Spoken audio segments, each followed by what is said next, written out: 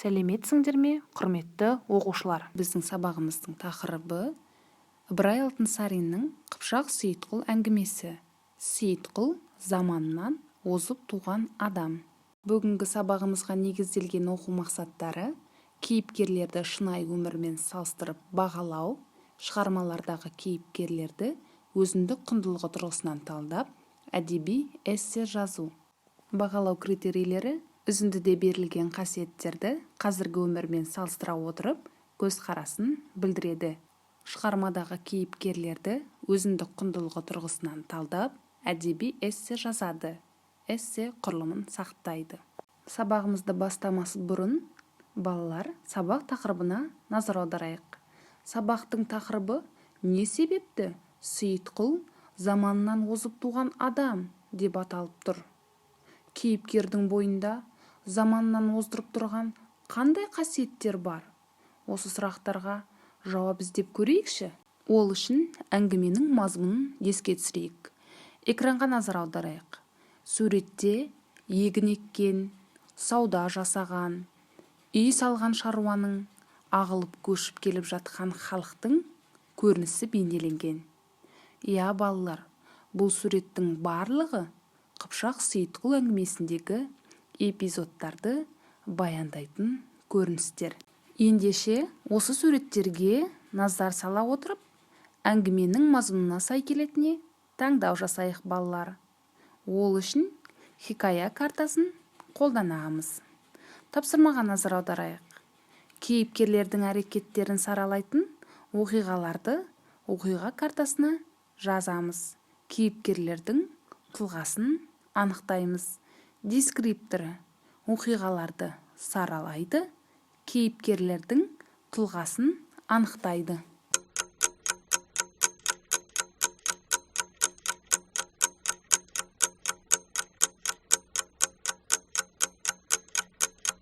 Жақсы балалар, хикая картасын жазып болсақ, дұрыс жауапмен салыстырып көрейік. Алдымен Сейітқұл Қабырға өзенінің бойына қоныс тебеді. Одан кейін кетпен алып жер жыртты. Егін егіп, өнім алды. Егінді қолмен суаруды игерді. Соның нәтижесінде өнімін сатуды үйренді. Табысына мал алып өсірді. Бұдан не байқай аламыз балалар? Әрине, біз Сейітқұлдың іс-әрекетінен оның өмірге деген жаңа көзқарасын, жаңаша талаппен қарайтындығын байқаймыз. Бұрын-соңды жер қазып көрмеген халқын жаңа тірлікке үйретіп отыр.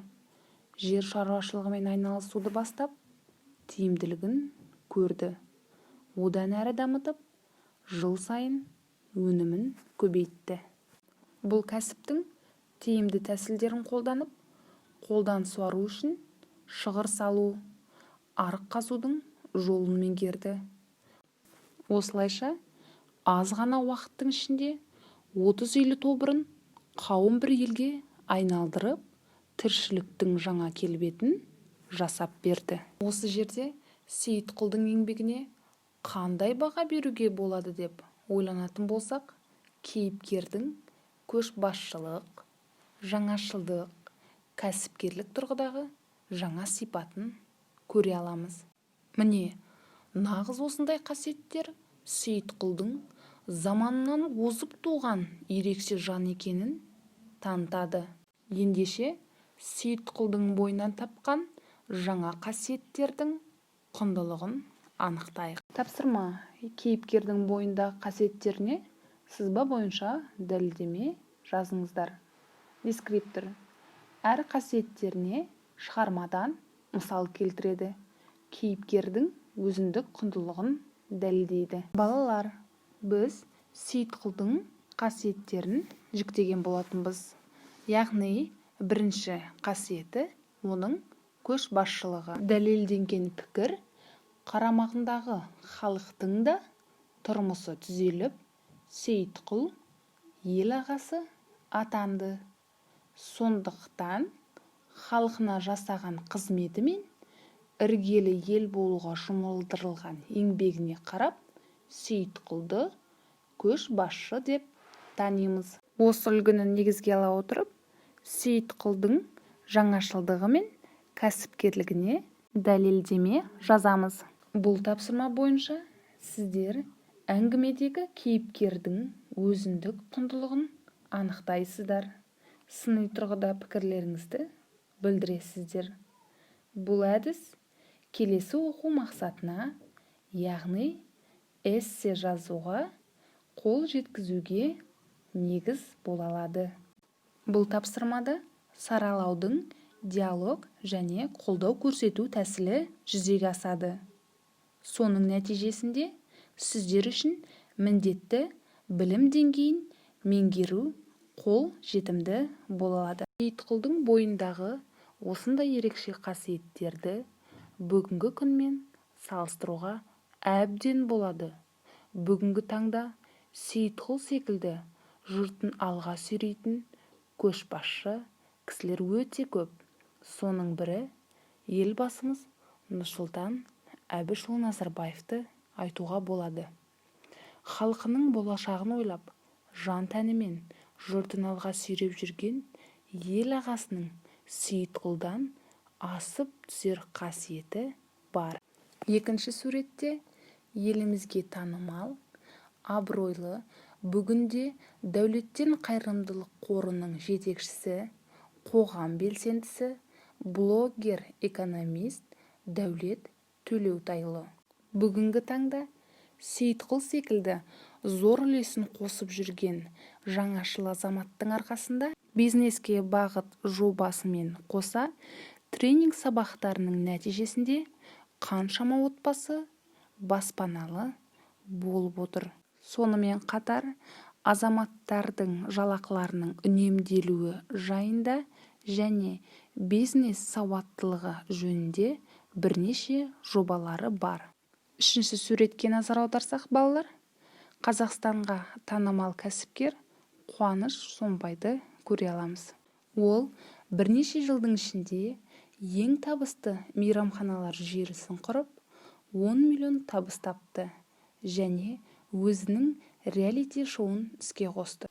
Өзінің шынайы кәсібі сабақ беру деп санап, қазақ тілді аудитория үшін бизнес бойынша алғашқы онлайн университетін іске қосты. Сонымен қатар, Версус академиясының негізін қалаушы Қуаныш Сомбай еліміздегі кәсіпкерлердің өзіндік дамуы үшін онлайн және офлайн тренингтермен қатар бірнеше бизнеске бағытталған кітаптары бар. Атап айтар болсақ, екінші болма және құпия деп аталатын кітаптары сатылым жөнінде жоғары деңгейде. Тіршіліктің мұндай түрлері халықтың әл-ауқатына да, елдің экономикасына да пайда келтіреді. Ендеше балалар, Сейітқұл жасаған еңбектің бәрі біздің де заманымызда көрініс тауып отыр екен. Олай болса, заманынан озып туған кейіпкерлеріміз бұл заманның да мақтанышы бола алады. Сейітқұл секілді еңбек етіп, табыстың көсін табу бәріміздің қолымыздан келеді деп ойлаймыз. Бүгінгі сабағымызды қорытындылайтын болсақ, бүгін біз шығармадағы кейіпкерлердің бойындағы жеке қасиеттеріне талдау жасауды, кейіпкерлерді шынайы өмірмен байланыстырып бағалауды, кейіпкерлерді өзіндік құндылығы тұрғысынан талдауды үйрендік. Ең бастысы, адам баласы ерінбей еңбек ету керек екенін білдік. Оқушылар, бүгінгі сабақты негізге ала отырып, үй тапсырмасын орындайық. Үйге шығармадағы кейіпкерлерді өзіндік құндылығы тұрғысынан талдап, әдеби эссе жазу. Эссе құрылымын сақтау, сөз саны 80-90 сөз. Балалар, бүгін біз шығармадағы кейіпкерлерді өзіндік құндылығы тұрғысынан талдап үйренгендіктен, әдеби эссе сіздерге қиынға соқпайды. Бағалау критерийі: кейіпкердің өзіндік құндылығына дәлел болатын 3 эпизодты анықтайды. Кіріспе бөлімде Сейітқұл туралы өзіндік пікір білдіреді. 15-20 сөз. Негізгі бөлімде Сейітқұлдың бойындағы адамгершілік қасиеттерін жинақтайды. 20 сөз. Қорытынды бөлімде Сейітқұлдың бойынан өзіне үлгі алатын қасиеттерін айтып, ойын тұжырымдайды. 15-10 сөз. Әр қасиетіне шығармадан мысал келтіреді. 20 сөз. Осымен сабағымызды аяқтай отырып, сау болыңыздар дегім келеді.